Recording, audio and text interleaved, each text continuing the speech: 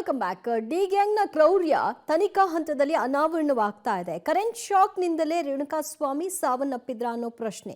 ಚಿತ್ರಹಿಂಸೆಯನ್ನ ಯಾವ ರೀತಿಯಾಗಿ ಕೊಟ್ಟಿದ್ರು ಅನ್ನೋದಕ್ಕೆ ಸಂಬಂಧಪಟ್ಟ ಹಾಗೆ ಈ ಡೀಟೇಲ್ಸ್. ರೇಣುಕಾಸ್ವಾಮಿ ಕೊಲೆ ಪ್ರಕರಣದಲ್ಲಿ ಎಲ್ಲ ಆರೋಪಿಗಳನ್ನು ಕೂಡ ಮತ್ತೆ 5 ದಿನಗಳ ಕಾಲ ಕಸ್ಟಡಿಗೆ ಪಡೆದು ಪೊಲೀಸರು ವಿಚಾರಣೆ ಮಾಡ್ತಾ ಇರುವಂಥದ್ದು. ಅದರಲ್ಲಿ ಬಹುತೇಕ ಆರೋಪಿಗಳು ಮೊಬೈಲ್ನಲ್ಲಿದ್ದಂಥ ಎಲ್ಲ ಡೇಟಾವನ್ನು ಕೂಡ ಡಿಲೀಟ್ ಮಾಡಿದ್ದಾರೆ. ಮತ್ತಷ್ಟು ಜನ ಆರೋಪಿಗಳು ಆ ಮೊಬೈಲ್ನ ಪಾಸ್ವರ್ಡ್ ಕೊಡೋದಕ್ಕೆ ನಿರಾಕರಣೆ ಮಾಡ್ತಾ ಇರುವಂಥದ್ದು. ಆ ನಿಟ್ಟಿನಲ್ಲಿ ಪೊಲೀಸರು ಕೂಡ ಎಲ್ಲ ಡೇಟಾವನ್ನು ರಿಟ್ರೀವ್ ಮಾಡೋದಕ್ಕೆ ಮುಂದಾಗಿರುವಂಥದ್ದು. ರಿಟ್ರೀವ್ ಆದ ದಾಖಲೆಗಳ ಆಧಾರದ ಮೇಲೆ ಮತ್ತೆ ಎಲ್ಲ ಆರೋಪಿಗಳನ್ನು ಕೂಡ ವಿಚಾರಣೆ ಮಾಡೋದಕ್ಕೆ ಪೊಲೀಸರು ಸಿದ್ಧತೆ ನಡೆಸಿರುವಂಥದ್ದು. ಹಾಗಾದರೆ ಮತ್ತೆ 5 ದಿನಗಳ ಕಾಲ ಎಲ್ಲ ಆರೋಪಿಗಳನ್ನು ಕಸ್ಟಡಿಗೆ ನೀಡೋಕೆ ಏನು ಕಾರಣ ಅನ್ನೋದನ್ನ ನೋಡೋಣ ಬನ್ನಿ.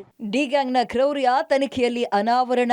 ಕರೆಂಟ್ ಶಾಕ್ನಿಂದಲೇ ಸಾವನ್ನಪ್ಪಿದ್ರ ರೇಣುಕಾಸ್ವಾಮಿ. ಹೌದು, ಈ ಪ್ರಕರಣದ ತನಿಖೆ ನಡೆಸ್ತಾ ಇರುವ ಪೊಲೀಸರಿಗೆ ಇವರೇನ್ ಮನುಷ್ಯರ ರಾಕ್ಷಸರ ಅನ್ನೋ ಅನುಮಾನ ಇದೆ.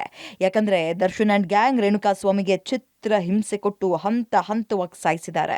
ರೇಣುಕಾಸ್ವಾಮಿಯನ್ನ ಇದೇ ತಿಂಗಳ 8ನೇ ತಾರೀಕು ಚಿತ್ರದುರ್ಗದಿಂದ ಕಿಡ್ನಾಪ್ ಮಾಡ್ಕೊಂಡು ಬಂದ ಆರೋಪಿಗಳು ಮೊದಲು ದರ್ಶನ್ಗೆ ಫೋನ್ ಮಾಡಿ ವಿಚಾರ ತಿಳಿಸಿದ್ದಾರೆ. ವಿಚಾರ ಗೊತ್ತಾದ ತಕ್ಷಣ ಪವಿತ್ರ ಗೌಡಗೆ ಕರೆ ಮಾಡಿ ದರ್ಶನ್ ಪವಿತ್ರಾಳನ್ನ ಶೆಡ್ ಬಳಿ ಇರುವಂತೆ ಹೇಳಿದ್ದಾನೆ. ಶೆಡ್ ಒಳಗೆ ಬಂದ ತಕ್ಷಣ ದರ್ಶನ್ ರೇಣುಕಾಸ್ವಾಮಿ ಮೇಲೆ ಮನಸೋ ಇಚ್ಛೆ ಹಲ್ಲೆ ಮಾಡಿ ಅವಾಚ್ಯವಾಗಿ ನಿಂದಿಸಿದ್ರು. ಅಷ್ಟೇ ಅಲ್ಲ, ಬೆಲ್ಟ್ ತಗೊಂಡು ಹೆಗ್ಗ ಮುಗ್ಗ ಥಳಿಸಿ ಒದ್ದು ಕೈಕಾಲ್ ಕಟ್ಟಿ ನೇತ್ ಹಾಕಿದ್ದಾರೆ. ಇದೇ ವೇಳೆ ಅಲ್ಲಿಗೆ ಬಂದ ಪವಿತ್ರ ಗೌಡ ತನ್ನ ಚಪ್ಪಲಿಯಿಂದ ರೇಣುಕಾಸ್ವಾಮಿಗೆ ಥಳಿಸಿದ್ದಾರೆ. ಆಗ್ಲೇ ರೇಣುಕಾಸ್ವಾಮಿ ಪ್ರಜ್ಞಾಹೀನ ಸ್ಥಿತಿಗೆ ತಲುಪಿದ್ರು. ರೇಣುಕಾಸ್ವಾಮಿಯನ್ನ ಎಬ್ಬಿಸೋಕೆ ಪ್ರಯತ್ನ ಪಟ್ಟ ದೀಪಕ್ ಮತ್ತು ನಂದೀಶ್ ಅಲ್ಲೇ ಇದ್ದ ಎಲೆಕ್ಟ್ರಾನಿಕ್ ಮೆಗ್ಗಾರನ್ನ ತಂದು ದರ್ಶನ್ ಮುಂದೆಯೇ ರೇಣುಕಾಸ್ವಾಮಿಗೆ ಕರೆಂಟ್ ಶಾಕ್ ಕೊಟ್ಟಿದ್ದಾರೆ.